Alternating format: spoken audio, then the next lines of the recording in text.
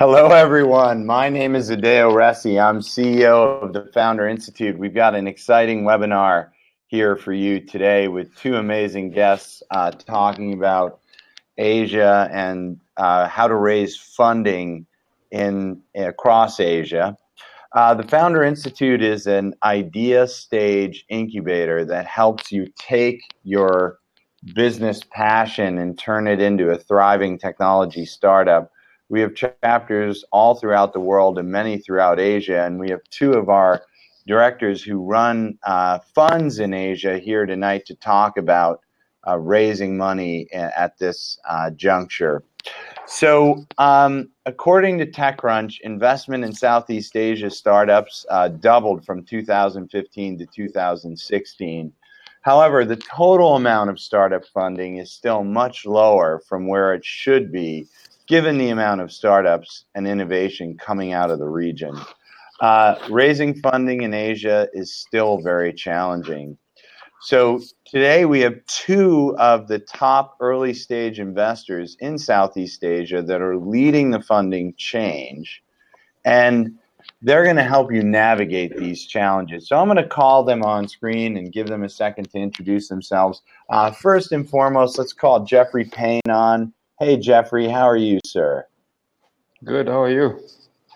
Yeah, do you want to tell us, give us a little 1 second or a few seconds on your amazing fund, Golden Gate Ventures, which is really probably the leading fund in the region for its stage. Tell us a little bit about what you do. Sure, thank you for that. So, hi everyone. Basically, we are a seed and Series A fund based in Singapore. We invest exclusively in Southeast Asia. So anywhere from 500K US to 3 million US.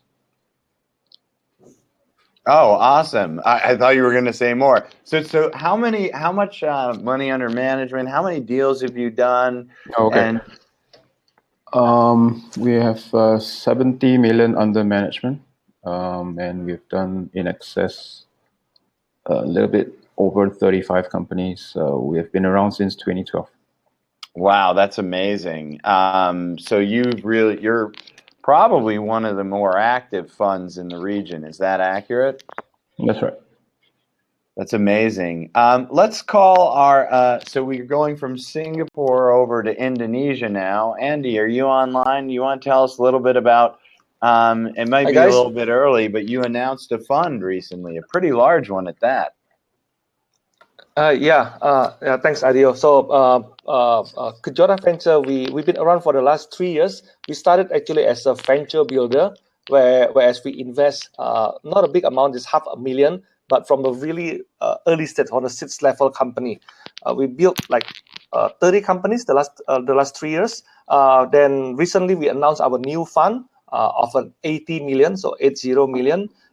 We expanding our presence. We just announced our office in Thailand a few weeks ago, and soon we're gonna be announcing our operation in 5 countries in Southeast Asia. With the new fund, actually, we're looking into investing in bigger amounts, so we can do between $2 to $5 million per projects. Wow. Yeah, another thing also is that I'm also running IdeoBox. IdeoBox is a tech accelerator in partnership with Indosat Ooredoo. Indosat Ooredoo is a telco with 80 million subscribers in Indonesia. That one, we put in less amount of money, just $50,000 to $500,000 per projects, and we're looking into company which have a good fit with the telco environment. Right.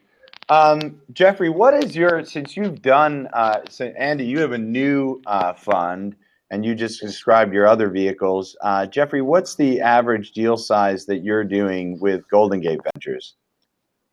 The sweet spot is anywhere from $500,000 to 1.5 million. And then we'll kind of double down as the round kind of goes. So the next round, we will double down on them. So is the average like 750, or is the average closer to $1 million that you're putting in? Yeah, closer to $1 million. Yeah. Awesome. All right, so we got 3 topics we're going to cover today for everyone, and I'm really excited about them. The challenges of investing in Asia that startups need to understand, right? Then we're going to talk about how startups in Asia can position themselves to overcome these challenges, obviously. And then for the various founders who are watching live and who are watching offline, where to start? What are some requirements, tools, accelerators to use, etc. So let's jump right in.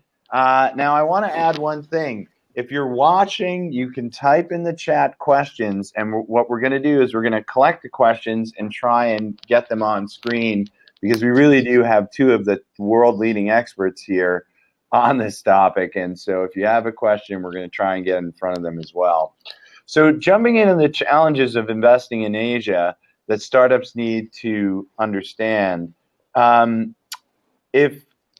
anyone want to start with one? I know it's there's a lot of different areas, such as the difficult late stage prospects. There's a lot of options for angel and seed funding, but after seed funding, it can be pretty challenging. We can start off with that one, or if you want to add your own. And maybe we can start this one with Jeffrey, because you've been investing for a long time. Jeffrey, do you want to talk about some challenges that you're seeing? Yeah, so I think the overall arcing thing is just there are 2 or 3 types of things that you guys have to watch out for. One is whether you are one market only, meaning one country only, or whether you are regional from day one.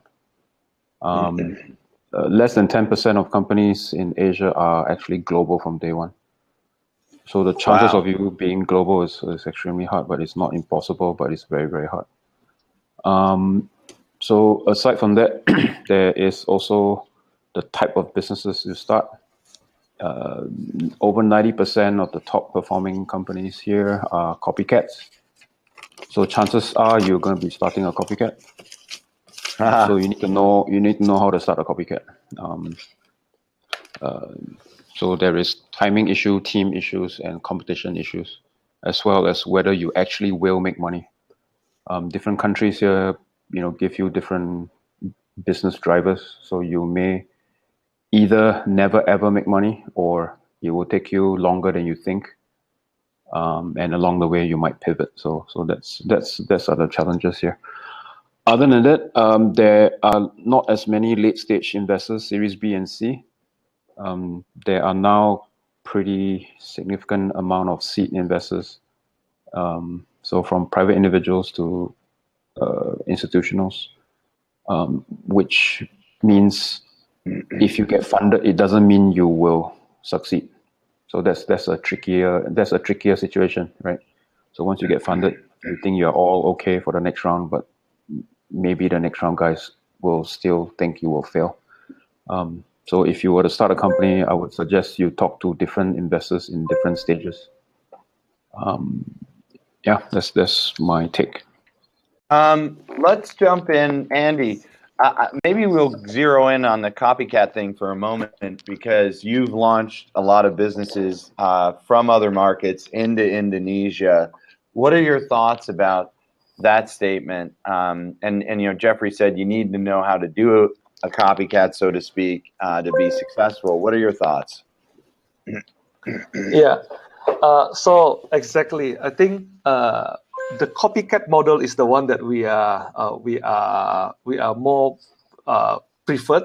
So I prefer not to say copycat. It's more like you take successful business model, a proven business model in another market, and quickly implement it in your home market, because there's no reason why you should come and invent something new where the market is still greenfield. Like Southeast Asia is a big market. You can't imagine how big is it. Just a comparison, there's more mobile broadband user in Southeast Asia than compared to US.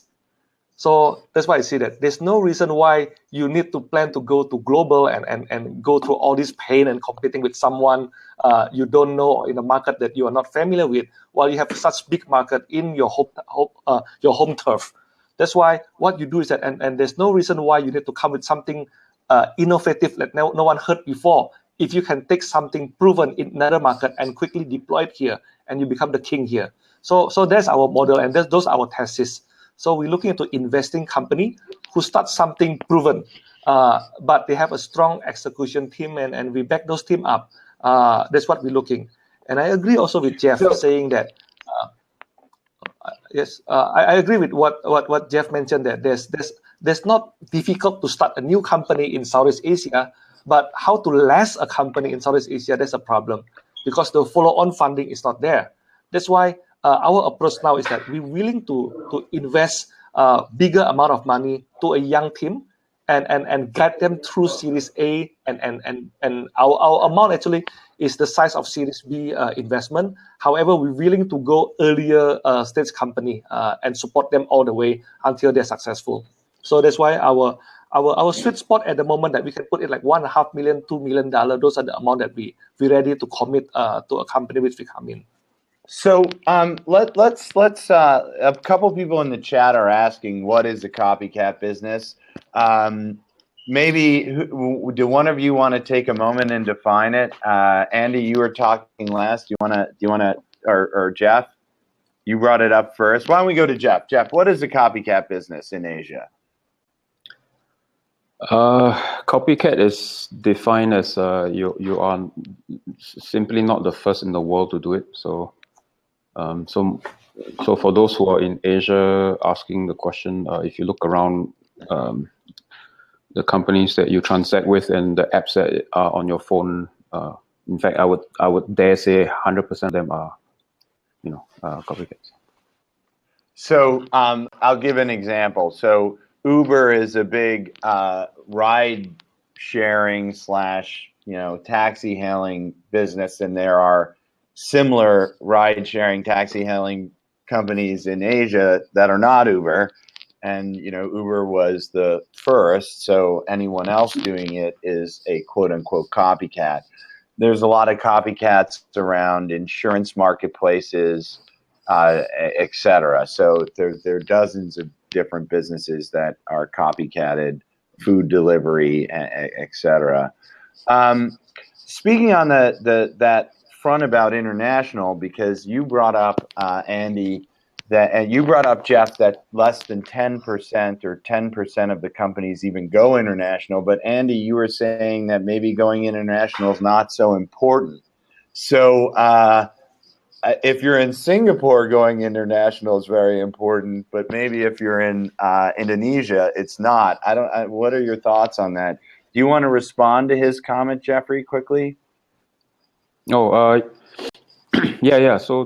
So that's the reason why it's less than 10%. So most entrepreneurs they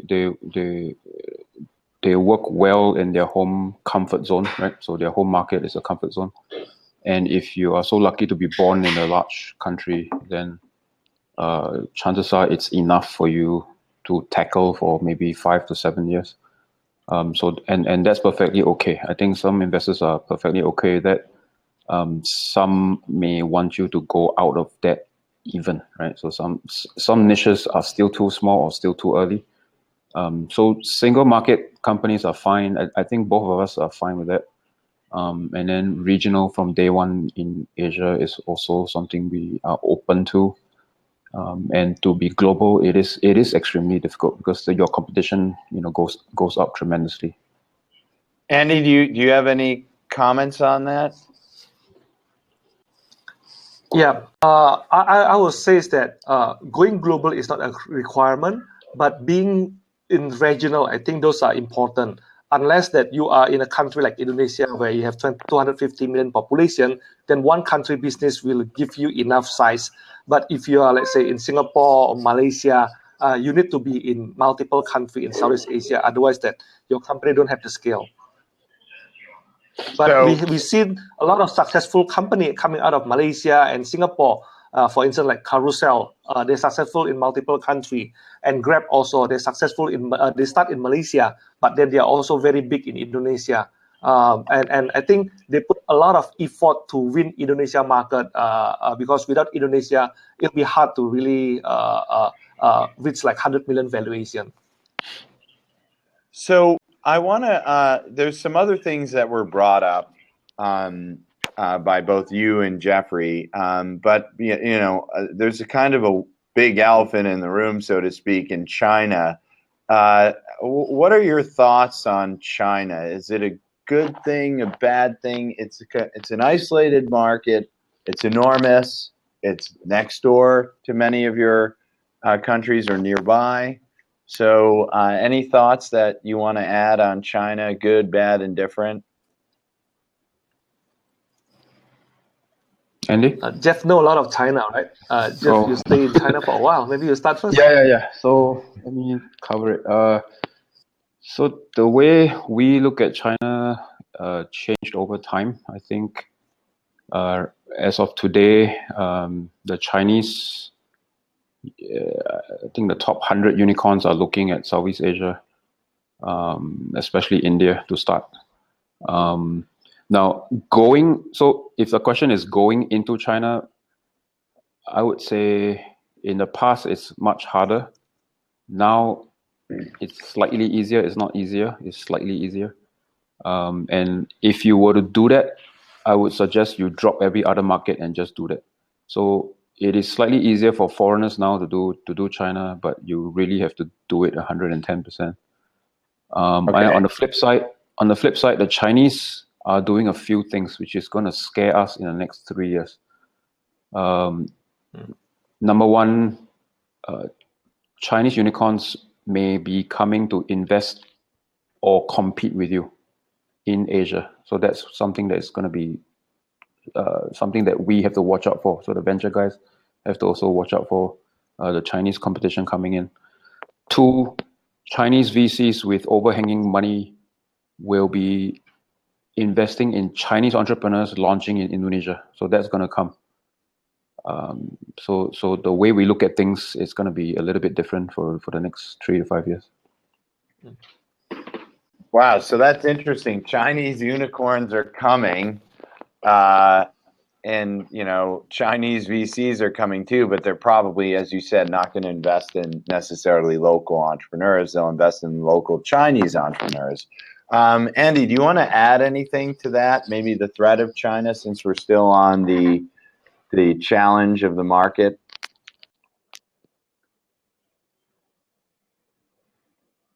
Okay, it looks like Andy blacked out a little bit. So that's always interesting running the Asia webinar in a US server. can be a little mixed. Well, you brought up India, Jeffrey, and that's also an enormous market, much more addressable than China. As you brought up, China's only slightly easier.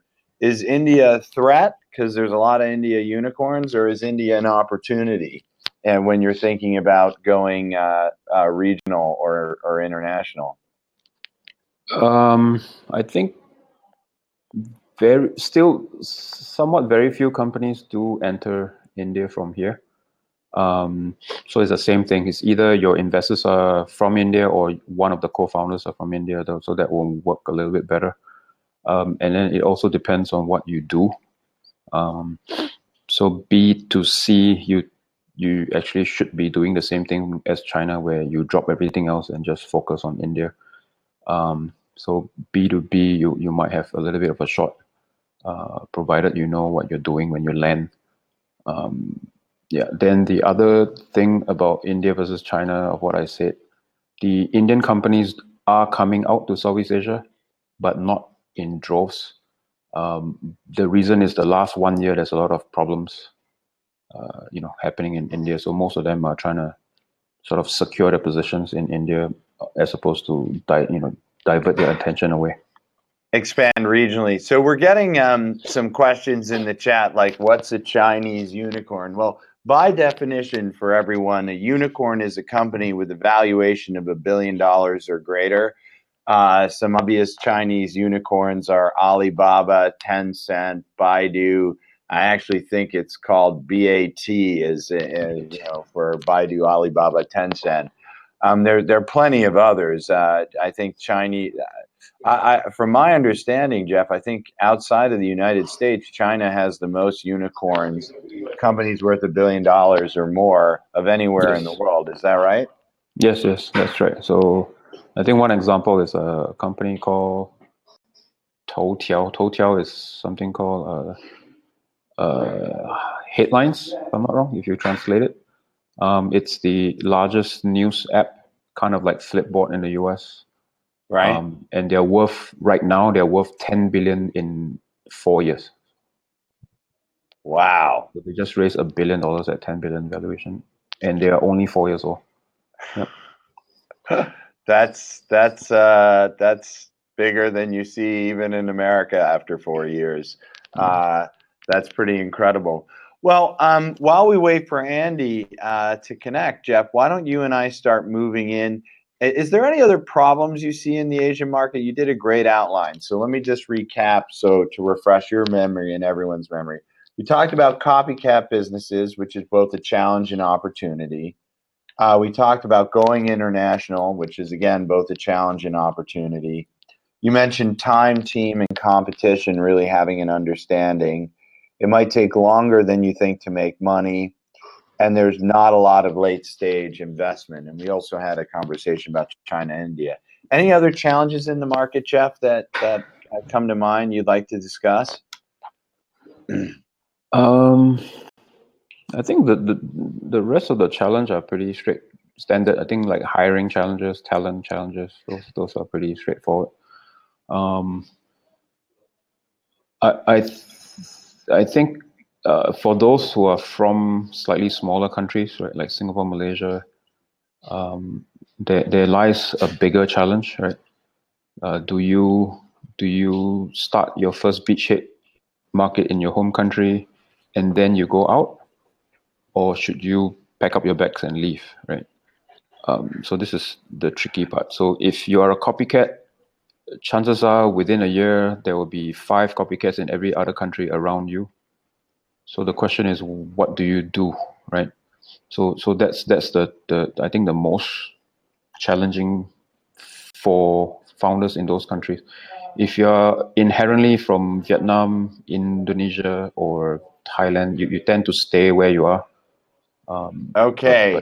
Well, we had a little technical hiccup there, but Jeff, that is a great segue into how startups in Asia can position themselves to overcome those challenges. Essentially, where do you start, right? So if you're in a smaller country, let's say Singapore, which is very small, Malaysia, which is smaller, Cambodia, et cetera, which might not have a very big market.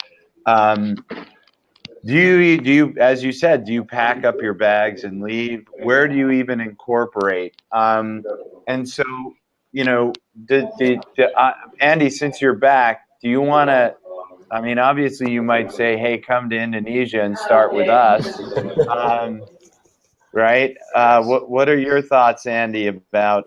And then we'll go back to you, Jeff. Not really. Where would So you what I'm looking start if you're in one of these smaller what I'm countries? looking, I've been talking to many parties in different countries as well. I think what we need to see is that our enemy is not between us, but we talk about Chinese startup coming in, Chinese VC coming in, and they're investing in China entrepreneurs only. So we need to prepare for that. And for us to do that is that we are not launching Indonesian company or Malaysia company or Singapore company, but it needs to be a Southeast Asia startups, right? So the founders can be a mix between different countries. We can say that because we can say the company is established in Malaysia or Singapore because the government give more support. Then that country can become the holding operation. But then the CEO can be from Indonesia. Then the marketing guy can be from Singapore. Let's say the technical guy can be from Vietnam. So from day one, the company is ready to scale in the region. And we're starting that models. In our office now, we have people from 11 nations working together to launch their company. And we do have mixed founders between countries, and they're doing very well. So the Indonesian founders, like after a year, then they become the Indonesian CEO. Then the other founders, they start going to the other market and establish operation in Philippines, in Thailand, and we will see that more of this will happen in future. So it is not like one country startup, but from day one, already a regional startups. What is the interchange language? Is it English? Are they all speaking English to one another, Andy? Yeah, they all speak English. So I think in the startup community, English is not a problem. They all communicate well. Jeffrey, did you agree with everything he said? So you basically set the company up in Malaysia or Singapore, and you bring a multicultural team together from different nations from the beginning as an optimal way to start?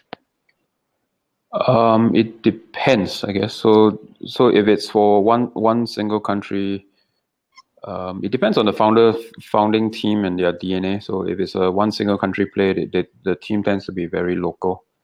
But if the team tends to know that they're going to go regional, they'll tend to hire people they used to work with, and they tend to be, international. So I think we have both types of setups.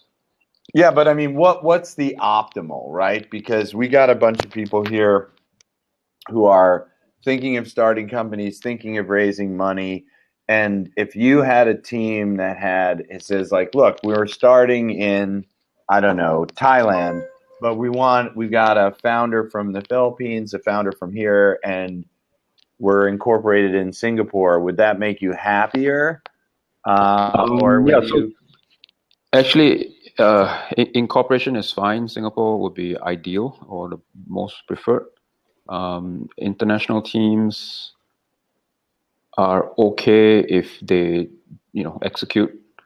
And then I think the most important is actually being able to speak English, actually. So if you cannot articulate your business, you can't do all the stuff that is required to do to raise large amounts of money, then chances are you won't be able to raise large amounts of money. So I think the international flavor tends to bring the sense that you can handle a lot of money, you can manage a lot of people. So that's something that probably the teams need to just be wary about. So the leadership with mastery of English. Ed is asking in the chat if you want to raise funds from Asia, might it make sense to incorporate in the U.S.? So have you guys thought of investing in a company that maybe have a Delaware C corporation, but actually operations in Asia, or do you prefer Asian incorporated companies, or you don't care? Andy, do you want to take that one first? We don't care. I do have investment in company established in Hong Kong. So far, no one from US yet. Hong Kong company, but operate in Southeast Asia. We now looking into some Korean incorporated company, but they focus a lot in Southeast Asia. So those are also open with us. So initially, when we found that a lot of investors they prefer the company to be hosted in let's say in a neutral and safer country like Singapore. But I say it is something nice to have. But what we found later is that a lot of the investors are more pragmatic. They say as long as you save costs, do whatever is needed. Only when your company grow, then we can restructure it in a better let's say global or regional setting. So many of my company when they started, they on the first day we say, oh, let's incorporate in Singapore. But after a while, we say that the cost is very high for all the corporate services. Then another side is that we have company is everything is just Indonesia. Then when the investor come and say, yeah, it's okay, just continue with whatever you have as long as you save your costs. I don't mind, and you grow your company. Only when later on you want to open a second market or third market, then we decide that whether we should set up a Singapore holding. But when we become regional, I think Singapore become a preferred structure to have. Awesome. I want to go and address some of the other problems. So it sounds like you're saying there's some better jurisdictions to start, but you can pretty much start anywhere. And if possible, it's better to have a multicultural team, but not absolutely necessary. So if you want to, and that's great advice. Let's talk a little bit about one of the other things that you guys brought up earlier, which is this lack of late stage capital, right? So we can sort of look at the inverse of that. I would presume that there's a decent amount of seed funds and venture funds now in the region on the earlier stage. Is that correct? And then if that is correct, like how does the lack of late stage capital affect your thinking about investing in startups? Jeffrey, do you want to take that one first, and then we'll go to Andy? Sure. I think late stage there are, but not enough. So that's the first thing. I think I think as companies grow out of seed and A, some of them are still trying to find footing. Some of them are trying to refocus and not do too many things. Some of them found something and then they need money to push it. So that's where things like I said before, Southeast Asia is a little bit tricky. Your timing might be a little bit off, which means you might still need a little bit more time. You might need a bridge round in between. You might need to shut down some countries and refocus. So that's where I think bridge and late stage guys come in, sort of like, oh, once you figure that out, then we'll try to push it for you. For everyone on the call, a bridge round is where, let's say you raise the Series A and you want to go raise a Series B, but you're struggling to find the Series B. So you take a bridge, which is like a bridge from the Series A to the Series B. It's usually done as some type of debt. Have you had to do a number of bridge rounds, Jeffrey? We do some, but not too many. So, yeah. And Andy, what are your thoughts about, because you've commented numerous times, you want to build sustainable businesses because in part you're worried about the later stage crunch. What are your thoughts on the later stage crunch?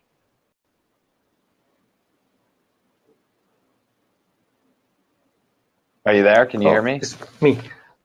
Yeah, sorry, I missed out part of that. I try to answer as per what I can understand. We got chopped off a bit earlier. I think in some way that I see there's an issue with the later stage investment, not because we don't have the money. In case like Indonesia, we starting to have few fund size of over $100 million, right? And they can invest in post Series A company.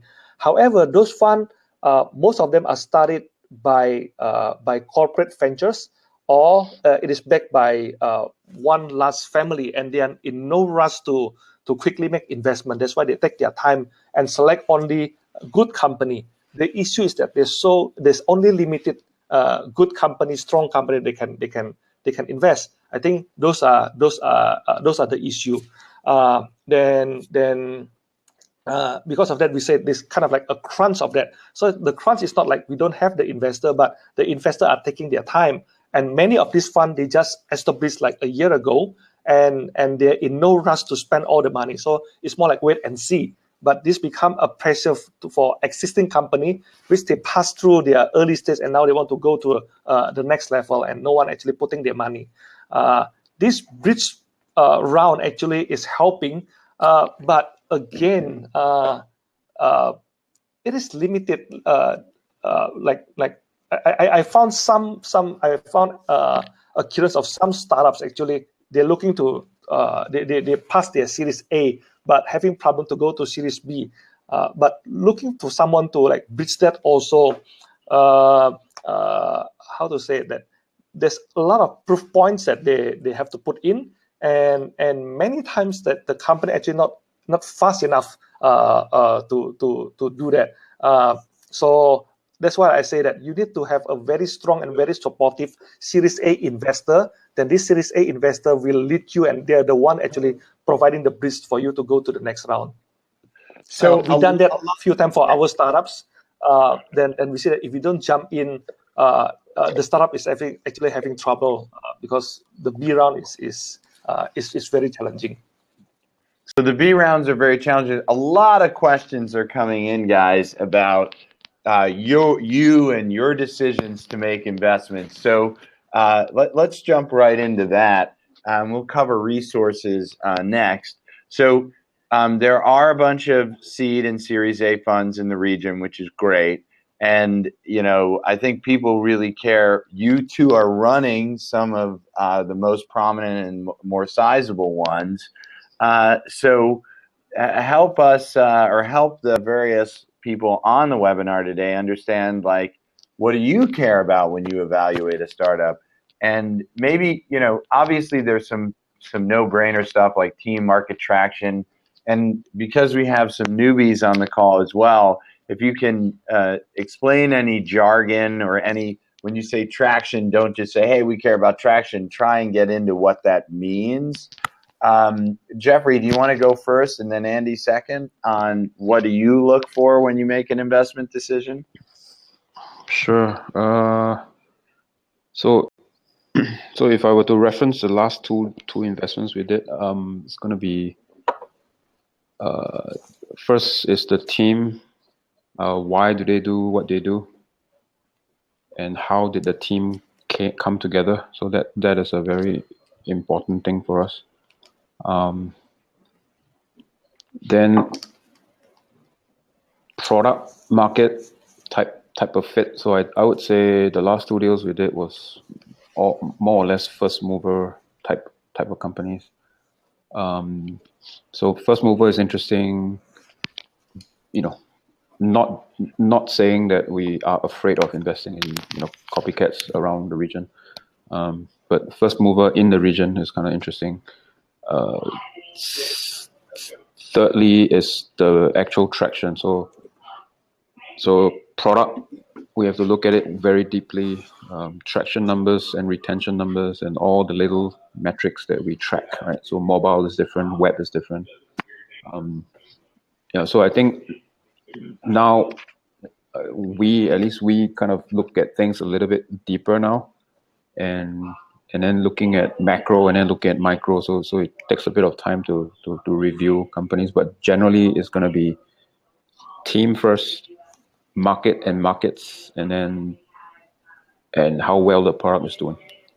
So let's go in. You brought up something, and I don't want to, because it's jargony, right? Which is Okay.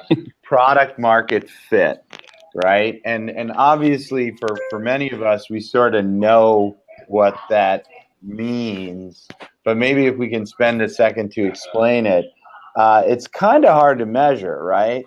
But you know when you see it. Do you have so give me an example. How do you know if a company has product market fit when you're looking at them? Actually, at seed rounds, you actually don't know. So I can tell you, you have no idea. So what we tend to look for is, just as much, numbers showing us. So it could be some of the stats. It could be transaction growth. It could be just growth rates.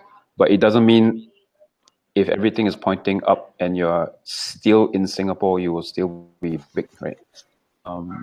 So I would add a few things: product, market, founder, unit economics fit. So everything have to fit, or else it's going to get harder and harder. Right. So it's got to be a perfect, the founder, the growth, the market, all sort of align. Andy, what are your investment criteria? Now, obviously, for you, you've got a bunch of different entities, and people have been asking about, like, how do I get into the telco? How do I get into this? How do I get in that?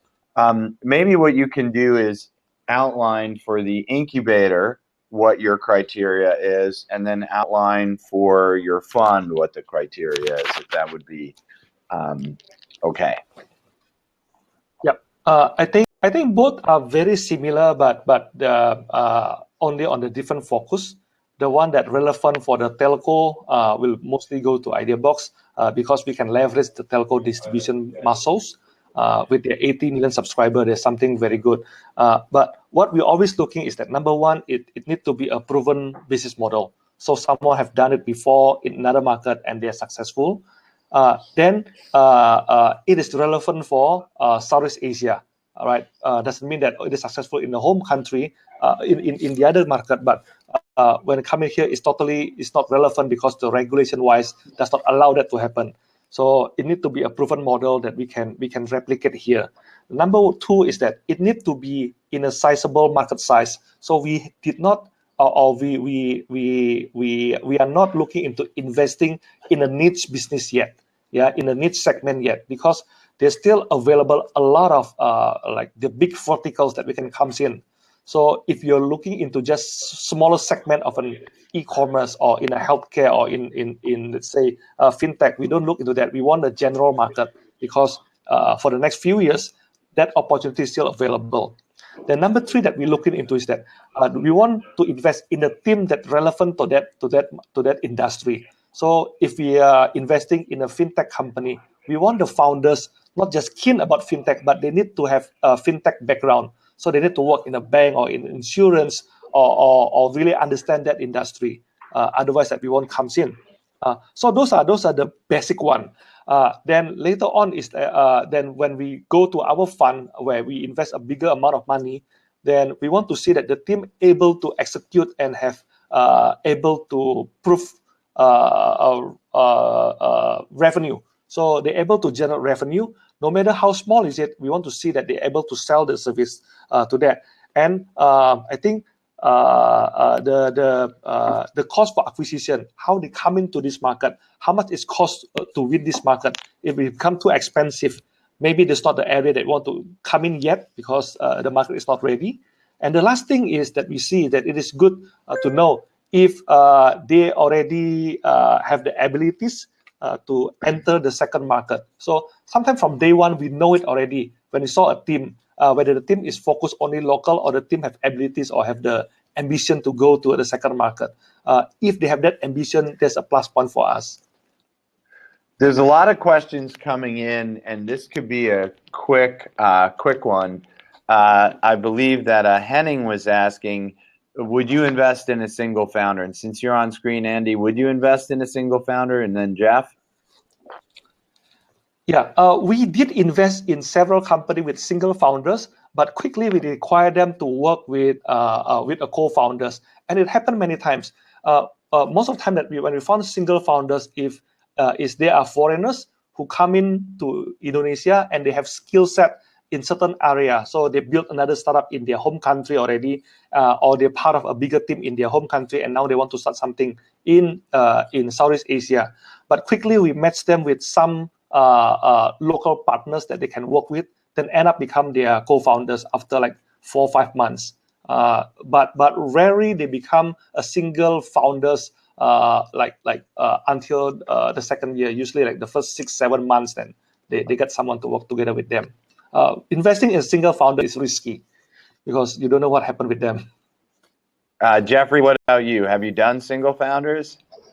Yeah. We have invested in single founders. They tend to be slightly later in the game, so they have traction, they have a full team, but then it just so happens the senior management are not founders from day one. So the answer is yes, but so when I get pitches and it's a solo founder, I tend to kind of either wait for them to kind of push it out, or or they have so much traction that I will look at traction and not look at the team for when I'm evaluating. So I got another one here, and then we're going to move into tools. There's so many questions coming in. What about the ideation phase? So you're a founder in the ideation phase. Maybe you don't have product at an MVP stage, or maybe you just have a concierge MVP. Are there funding options in Asia for them? And that question is from Nai and a bunch of others. Andy, maybe, because you. Okay, so we have few ways for to work with founders to have our deal flow. One, of course, is through Founder Institute. In fact, that from the last batch, we took 2 of the graduate from Founder Institute to come into Idea Box Accelerator. What we require when we invest is that on IdeaBox we are a bit more flexible, because we work with a carrier, and the carrier can help to bring the company to traction. So, but we're looking into someone with at least it's a prototype that come in, and they have a strong team to execute that. that kind of company can come into IdeaBox because we're going to work together with them for the next 4 months to finalize their product, to have a kick-ass product. Then we hand it over to Indosat, our telco partners, to help bring traction to these users. So those are the company in our accelerator. We accept only if they have a prototype. But on our fund on Kejora, that we require them to have to do more. Yeah, we want them to be in the market already, and they already get some traction. Those are the ones we're looking at the moment in the Kejora fund. So Andy? 2 ways to come into us: either an easy one through IdeaBox, or Kejora, which is like you have to be more. You need to prove more points. And Jeffrey, do you want to add anything to what Andy said about that really early stage? Are there options for money? Obviously, Founder Institute's a great one to help them. Yeah, I think regionally there should be somewhat enough accelerators. So if you're at MVP or version 1 pre-launch, yeah, I would suggest you either raise your own money, like your own private friends and family rounds, and try to ship and launch stuff. If not, try one of the accelerators. So I think Thailand is fine, Singapore is fine, Malaysia is somewhat lacking a little bit, Indonesia is, I think, fine. So there's a lot of seed accelerators. For those of you who don't know what a seed accelerator is, when you have a team and you have a product and people are starting to use your product, there are structured programs that will offer you some money and some guidance to essentially accelerate your growth. That's why they're called an accelerator. And they usually culminate by introducing you to investors. So normally in a market, you have a program like the Founder Institute, which is, hey, I've got an idea, but I don't know what to do next. Then out of the Founder Institute, you create a company. That company will start to get the team traction, etc.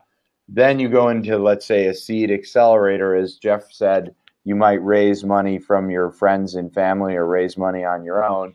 And then after a seed accelerator, like IdeaBox, for example, you would go into a fund, and both Jeffrey and Andy run funds. What are some other good resources that entrepreneurs starting out should know about in Southeast Asia and across the region? Any other sort of things that you would recommend that they try to do or try to get or try to use? Jeffrey, do you want to take a first stab at that? For example, there's a lot of government money out there. Would you recommend it or say no?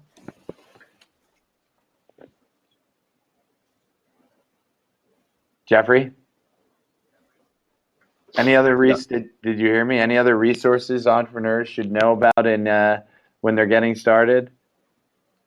For funding wise? Funding or just thinking about launching their company. Oh, okay. Funding wise, I think depending on which country you're from, just go with what most founders have good feedback on. So don't just jump in without checking with people who have received the money before. There will be a mixed bag of people running programs and investing. So just be aware. If not, just ask some people. Sometimes it's fellow investors, sometimes it's fellow founders. Other than that, focus on probably getting your team, whether it's founding team or your initial hires or your initial outsourcing partners, get them right in the very beginning. Right, and Jennifer was asking, is there a platform or a online site that you might recommend to look at these options? Because you said, hey, go talk to other successful founders in the market. That's certainly one way. Are there any resources that you think are particularly good, Jeffrey? I think directory-wise, I think e27.co and Tech in Asia, they do have some kind of a a startup database, that has the investor database there as well. So you can start with that. Yeah. So, okay, so those are a couple good blogs. Jeffrey, excuse me, Andy, what are some of your recommended resources that a new founder should be aware of or think of in terms of launching the company and securing funding? Okay, I think that for the new founders, you need to get yourself known and heard by the angel investor or investors. So I think you need to show up in different activities. There are few accelerator actually popping up in the market. Founder Institute is one of the best way for you to get access to over 60 mentors, which a lot of them are angel investor also, to get to know them. Those are the easiest, cheapest way for you to get access to them. There are few accelerator like Plug and Play just starting their operation in Indonesia, in Jakarta. Ideabox among them also. Then yeah, I think there's no other things, that not much competition also happening in Indonesia. Yeah, pretty much is that bring your product out, try to win some press coverage to be very close to the tech blog like Daily Social, Tech in Asia, E27. Try to get to know them. Try to do something unique about your product. Then show it. Then get some advisor to your team. Those advisors usually they have access to more parties that you need to, be it strategic partner or be it investor.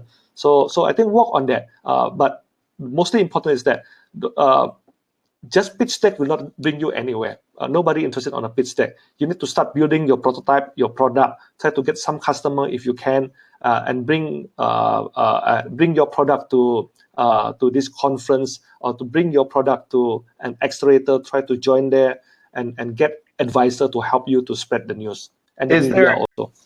Is there a particular conference, Andy, that you would recommend, since you brought that up? And I have another somewhat related question in a moment, but is there like a big conference that you say, hey, if you want to bring your company to a conference, you should bring it to this one?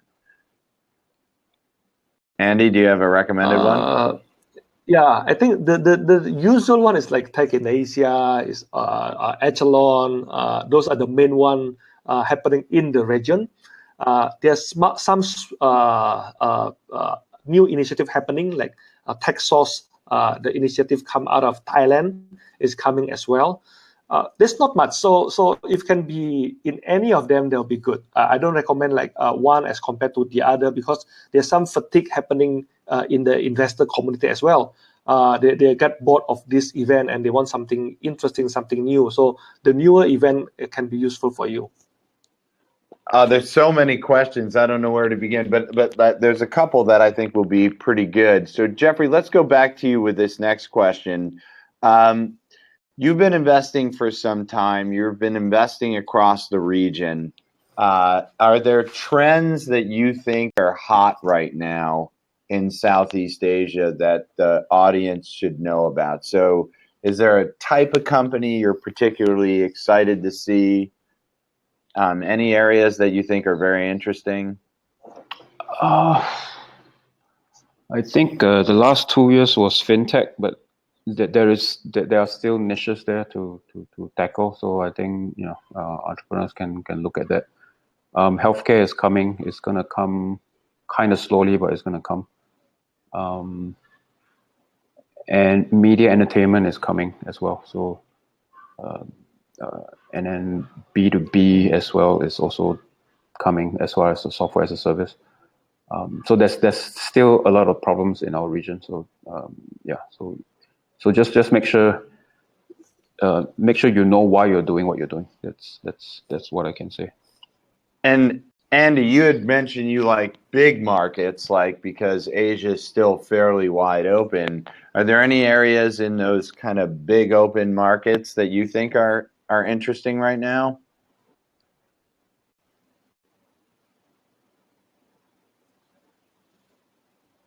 Okay, I think what you can do easily is that go look at what happened in US, look at what happened in Europe, look at what happened in Korea, Japan. Try to list like the top 20 or top 30 tech companies over there, and try to map it back to your home market if you're in Southeast Asia. Which one is already taken and who have done it and who has been successful, and try to see if there's a gap which is not available. Plus, before you execute, to see that do you have the team who can execute those ideas. Are you good, let's say, in fintech? Are you good, let's say, in healthcare? If you're good, those may be the area they can come in. Those are the easier one because investors look for something familiar for them, right? So if you can refer back to a proven or successful model, that'll be good for them. If I want to point in several areas, which is give me an example of one. Several area. Correct. So one example, let's say that fintech might be a bit harder if you're not in the industry, if you're not part of the subject matter expert, because there's a lot of regulation, then there's a lot of red tape for you to and also gatekeeper for you to pass through. If you're not from that industry, don't ever try to attempt doing fintech. I saw so many companies, so many founders, they say, I want to do remittance, and they have no idea what is it about, even though it's a big market, not a good idea. But like healthcare is something coming up. Indonesia is among the country that only on the recent year government have this national policy to make universal healthcare benefit open for everyone. So there's a lot of money will pour into healthcare, and as a startup, as a tech company, you can take benefit out of that. I think O2O and B2B service, those are easier. Especially B2B, because it's still very hard to get money from the end user. Payment still an issue for many countries in Southeast Asia. So if you can get money that the corporate or the business is paying to you, those can be a good way for you to come in. And variation of existing large services. So a lot of the industry are tired, let's say, need some innovation. For example, like job portal, we only have like one or two major player, and there's no innovation on that area. You can come in and bring innovation to that segment. Those area is good also for you to consider. So wow, time flew, guys. This was awesome. Like so many questions. So I want to just leave fi.co/chat will allow you to continue the discussion as we wrap up. And I want to leave you guys with a wrap-up question. A lot of different things. So first, someone asked a funny question. Alex was saying, hey, what are some of the things people should avoid when pitching you? I thought that was pretty funny. But then I'd also add, like, any closing pieces, words of wisdom. We got a lot of entrepreneurs on this webinar. A lot more we'll watch offline. So anything to avoid and anything you recommend. Jeffrey, do we want to go with you first? Anything to avoid, anything to recommend?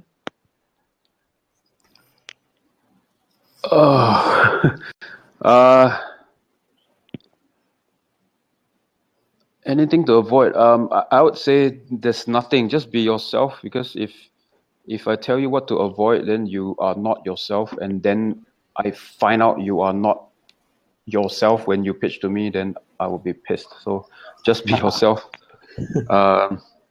Second thing is, I guess, the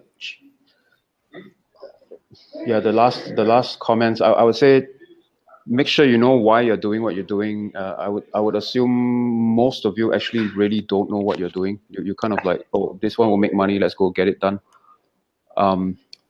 So you do have to kind of be a bit more flexible, nitpick your idea a little bit more, ask more people whether this is something that will be good. And just to let you know, you don't have to raise money. Some businesses, you raise one family round and then you're profitable. So you don't really have to raise money, but then you need to know that this business is worthwhile doing. Andy, one thing to avoid and maybe some closing recommendations. Okay, from me is that I think what to avoid. Most of the piece that problematic when I found is that the founder talk a lot about the industry. Sometimes like 70-80% of their pitch deck or what they discuss is about the industry. Industry is good, but I mean we can do our own research. You don't have to give us like 20 slide or 10 slide all about industry because that industry is nothing about you. We want to know more about you, about your capabilities, about what you have done before, and what you can do. So show us your product, show us your background, show us that you can execute well. Leave 1 or 2 slides about the industry. The rest we can find out ourselves. So I think those are my tips on pitching. All right. And any like leave behind, any quick advice for them? Okay. Yeah. I like this format. Sorry if there's some technical issue with that. I think I need to have a faster computer. But if you can follow me, I leave my email and I leave my social media account. You can just follow me at Andy Zain, my full name. I might be doing a